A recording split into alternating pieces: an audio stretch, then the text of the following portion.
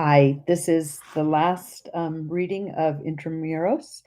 I'm so happy the author added this supplemental chapter. She must have added it later after the many letters she received from readers. So, supplemental chapter. In the many letters received since the publication of Intra Muros, repeated inquiries have been made of me on different points contained in the book, requiring much correspondence, and it has been suggested that possibly the addition of a few pages as a supplement to the book might explain some matters, or possibly make more clear some points that have not been fully comprehended by the reader. Let me in the beginning reassert what I have heretofore stated, that I have never claimed that this strange experience is either a revelation or an inspiration. It came to me during a period of great physical suffering and prostration, and I have always considered it as sent in compensation for that suffering. Be this as it may, it has been a great comfort and help to me, and through the letters received from others, I am led to believe it has been the same to many who have read it, for which cause I am extremely gratified. I wish that I might give the entire experience just as it came to me, but I find that earth language is wholly inadequate for me to do so. There were so many mysteries, so many teachings far beyond anything that in this life we have known, that I find myself bewildered and lost when I attempt to convey to others the marvelous things that at that time seemed indeed to me to be a most wonderful revelation. The question has repeatedly been asked me: was this a real experience or merely a fanciful sketch? What I have written above will as nearly answer that question as it is possible for me to do so. The preface and early pages, as given in the little volume, are as nearly accurate as I can make them, and anything that I might add on that point would simply be superfluous. To me, at the time, it was as real as any experience in this life could possibly be. Questions have been asked respecting the comparative distances in heaven and our powers of passing from one point to another. And the question has even been asked if in the other life we developed wings that aided us in passage, as the wings of a bird. These matter of fact questions are sometimes quite difficult to answer, for my belief is that if I were really in the other life, as during this experience I seem to be, my thoughts would be so far above, so lifted beyond such temporal matters, that I would be unable to answer such inquiries satisfactorily on my return to this life. Looking back upon it now, and trying to gather facts from the impressions that I then received, I should say that none who have ever passed through mortal life would in any way be changed from their present personal appearance, except to be etherealized and glorified. When I seemed to stand in that wonderful temple filled with the glory of God the Father, four angels with uplifted trumpets stood beside the golden altar on the great platform of pearl, and from their shoulders shadowy pinions enfolded them and touched the floor upon which they stood.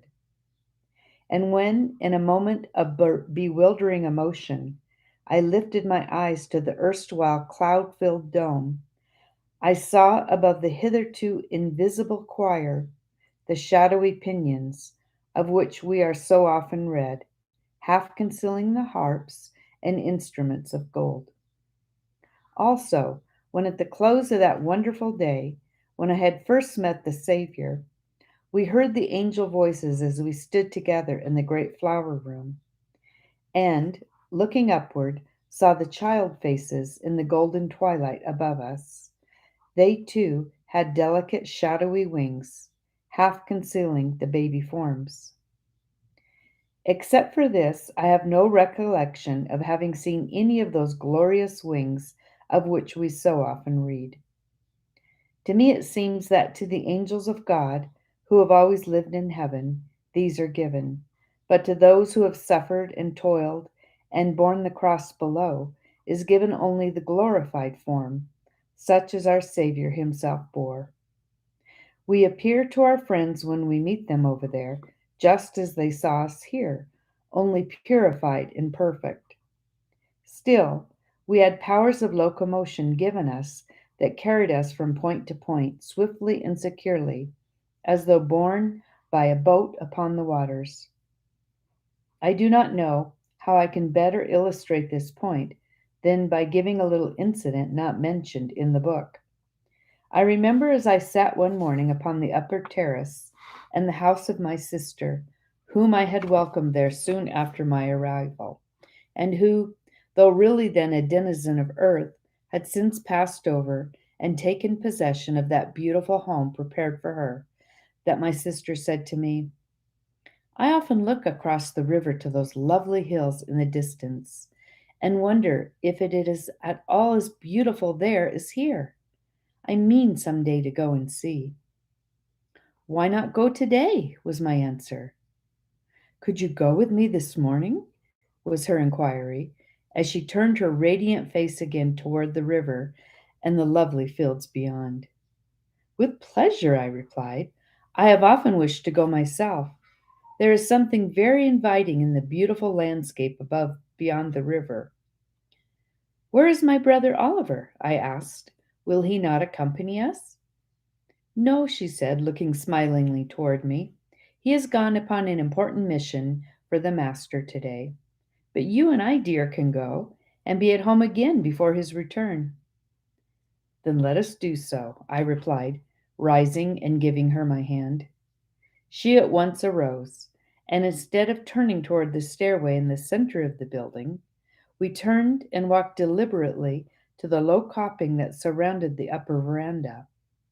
Without a moment's hesitation, we stepped over this into the sweet air that lay about us. There was no more fear of falling than if our feet had been upon the solid earth. We had the power of passing through the air at will, and through the water, just as we had the power of walking upon the crystal paths and green sward about us. We ascended slightly until we were just above the tree tops, and then, what shall I say? We did not fly. We made no effort either with our hands or our feet. I can only think of the word drifting that will at all describe this wonderful experience. We went as a leaf or a feather floats through the air on a balmy day, and the sensation was almost delightful. We saw beneath us, through the green branches of the trees, the little children playing and the people walking, some for pleasure, some for duty. As we neared the river, we looked down on the pleasure boats upon the water, and upon the people sitting or lying or walking on the pebbly bottom, and we saw them with the same distinctness as though we were looking at them simply through the atmosphere. Conversing as we drifted onward, we soon were over the tops of the hills to which we had looked so longingly from the veranda of my sister's house, and for some time we had no words to exchange. Our hearts were filled with sensations such as only the scenes of heaven can give. Then my sister said very softly, quoting from one of the old earth hymns, Sweet fields beyond the swelling flood stand dressed in living green. And in the same spirit I answered, It is indeed a rapturous scene that rises to our sight, sweet fields arrayed in living green and rivers of delight. As we moved onward and looking down, we began to see many suburban villages, similar to that in which our own happy homes were situated. Among many of them, there was an unfamiliar air, and the architecture of the buildings in many respects seemed quite different from our own. I suggested to my sister that we drop downward a little. On doing so, we soon realized what caused this apparent difference in the architecture and surroundings. Where our homes were situated, we were surrounded by people we had known and loved on earth and of our own nationality. Many of these villages over which we were now passing, we found were formed from what to us would be termed of foreign nations, and each village retained some of the peculiarities of its earth life, and these, to us, were naturally unfamiliar. We recognized again the wisdom and goodness of the Father, and thus allowing friends of the same nationality to be located near each other in heaven as on earth. As we still drifted onward, and passing over an exquisitely beautiful valley between low hills of the most enchanting verdure, we saw a group of people seated upon the ground in a semicircle. They seemed to be hundreds in number, and in their midst a man was standing who apparently was talking to them. Something familiar and yet unfamiliar in the scene attracted us, and I said, "Let's go near and hear, if possible, what he is saying, and see who these people are." Upon doing this, we found the people to resemble in a great measure our own Indian tribes. Their dress, in a manner corresponding to that worn upon earth, though so etherealized as to be surpassingly beautiful. But the dusky faces and the long black hair still remained. Their faces, with intense interest depicted on each, were turned toward the man who, we could see, was talking to them and looking upon him. We saw at once that he belonged to the Anglo Saxon race. In a whisper of surprise, I said to my sister, "Why, he is a missionary." As so often seemed to me to happen in that experience, when a surprise or a difficulty presented itself, there was always someone near to answer and enlighten us. And so we found on this occasion that our instructor was beside us, ready to answer my question or surprise that might be asked. He said at once, "Yes, you are right. This is a missionary who gave his life to what on earth were called the heathen. He spent many years in working for them and enlightening those who sat in darkness, with the result, as you see before you, of bringing hundreds into the kingdom of the Master. But, as you will naturally suppose, they have much to learn, and here he still gathers them about him, and day by day leads them higher and higher into the blessed life." "Are there many such," I asked, "doing this work in this beautiful realm?" "Many hundreds," he said. "To these poor minds, unenlightened as they were when they first came, heaven is as beautiful and happy a place as it is to any who have ascended higher, simply because we can enjoy only in the capacity to which our souls can reach. There are none of us who have not much yet to learn of this wonderful country." In several instances, as we drifted across the villages, we heard songs of praise arising from the temples and from people collected in different ways. In many cases, to our surprise, the hymns and the words were those with which we had been familiar on earth, and although sung in a strange tongue, we understood them all. This was another of the wonderful surprises of heaven. There was no language there that we could not understand. On and on and on through wonderful scenes of beauty we passed, finally returning to our own home by a different way from that by which we had gone forth, seeming to have made almost a circle in our pleasant journeyings. When I left my sister in her own home, she whispered to me as she bade me good-bye for the present, "It has been a day of such wonderful rest and pleasure that we must soon repeat it together." And I answered, "Yes, dear, we will." In several instances, the subject of dual marriages has been introduced. More than once it has been suggested.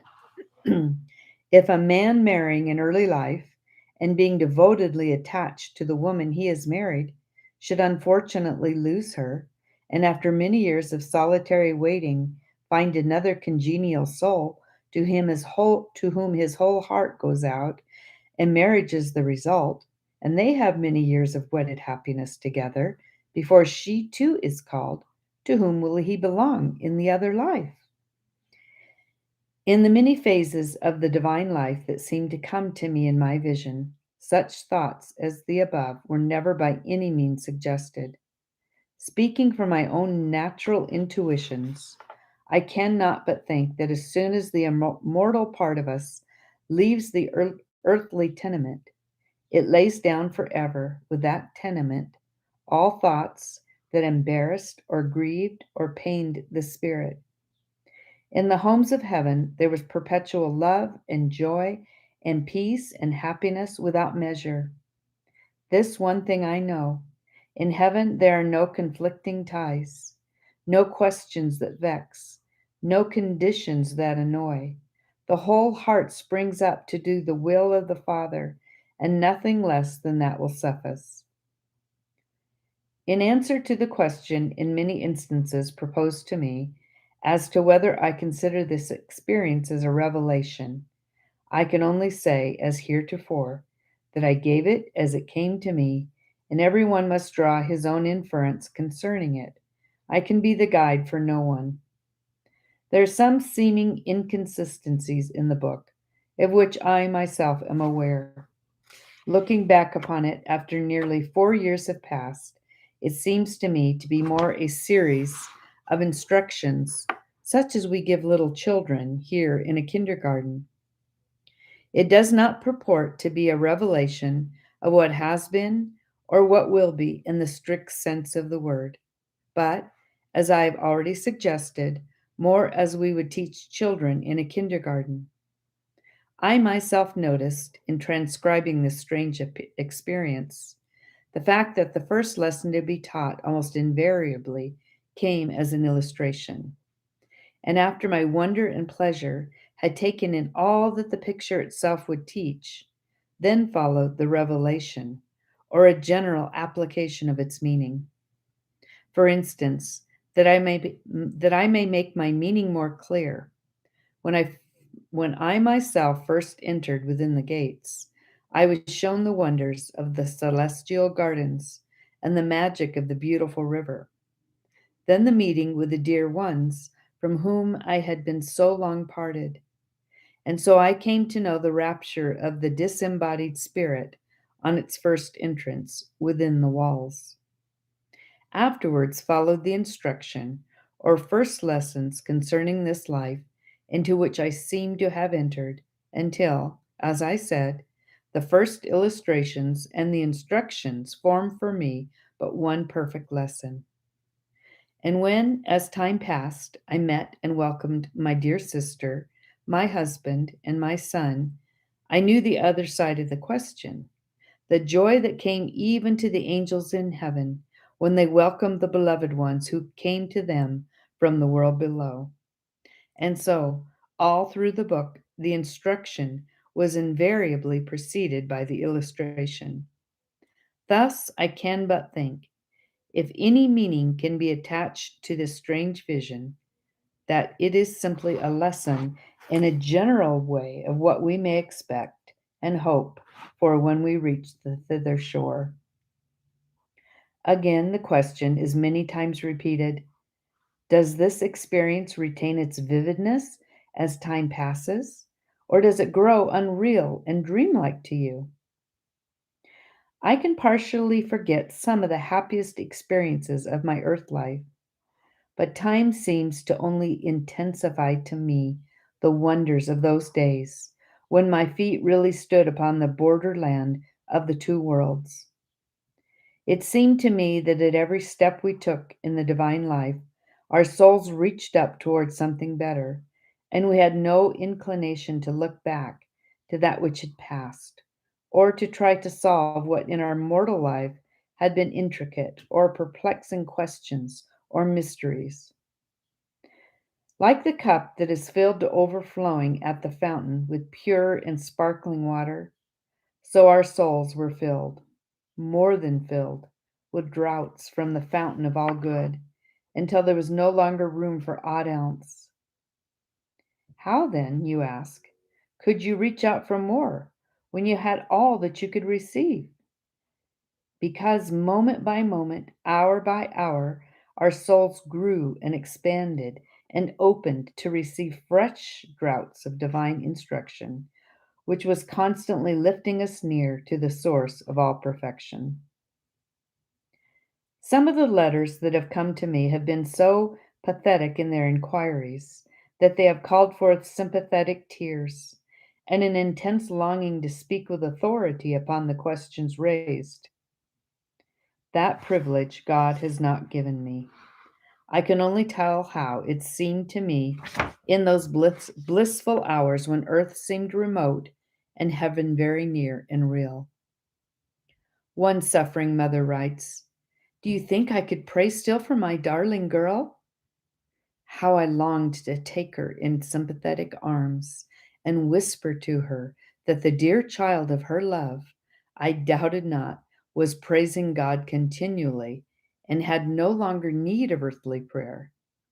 She loved and trusted the Savior as she went down into the valley of shadows, and his loving arms received and comforted her. To all such I would say, and many are the letters of like import received, look up, dear friends, and see the loved ones as I saw those so dear to me, happy and blessed beyond all human conception, in the house of many mansions prepared for us by our loving Father. Oh, those wonderful mansions upon which my longing heart looks back! Believe in them. Look forward to them, beloved friends, for we have the Saviour's promise that they at least are there. In my Father's house are many mansions. His promises never fail, and I am sure of one thing, they will not be less beautiful than those I looked upon in my vision. This thought, to me, answers in a measure the questions asked in regard to dual marriages. My own belief of this mortal life is that no two friends can occupy the same place in our hearts. Each heart is filled with chambers stately and old, and to each beloved guest is assigned a chamber of exclusively for himself. Is assigned a chamber exclusively for himself. That room is always his. If death or distance or even disgrace separates him from us, still the room in his is his and his only forever. No other person can ever occupy it. Others may have rooms equally choice, but when a guest has once departed from the room he is held in another heart, the door of that room is barred forever. It is held inviolate, sacred to the departed guest. And so, in heaven, each guest has his separate room or home. In my Father's house are many mansions. I go to prepare a place, room for you. I am no advocate of second marriages. The thought of two lives alone as one is beautiful to me, but I do not, all the same, believe that a man sins against the memory of a wife beloved and lost when he places by her side, not in her place, a good woman to cheer and brighten his home. She cannot, if she would, take the place left vacant in his home and heart. It is inviolate. I speak, of course, of true marriages, where not only hands are joined, but hearts and souls are knit together as one forever. What are the duties of heaven? So many and varied, I should judge, as to make the question unanswerable. Much in Intra Muros shows the trend of daily life. Rest? One of the duties as well as the pleasures of heaven. Rest does not of necessity mean an inactivity. How often in this life does laying aside of one duty and taking up another bring rest to both mind and body? Still, as I found it, there was at times absolute rest for both mind and body in that blissful repose that only heaven can give. In but one instance of the manifold letters received was any feeling produced in their perusal except that of pleasure and gratitude that I, with so little physical strength of my own, could bring comfort and pleasure into the lives of others. I thank our gracious Father that He has so kindly permitted it. The one letter to which I refer contains so many almost puerile inquiries that I simply laid it aside with a quotation from St. Paul: "Of the earth, earthy," and asked the Father to lift the heart of the writer into a pure light. In conclusion, I can only reiterate that I am no prophet, I am no seer, but in my inmost soul, I honestly believe that if the joys of heaven are greater, if the glories within the walls are more radiant than I in my vision beheld them, I cannot understand how even the immortal spirit can bear to look upon them. R.R.S. End of Intra Muros.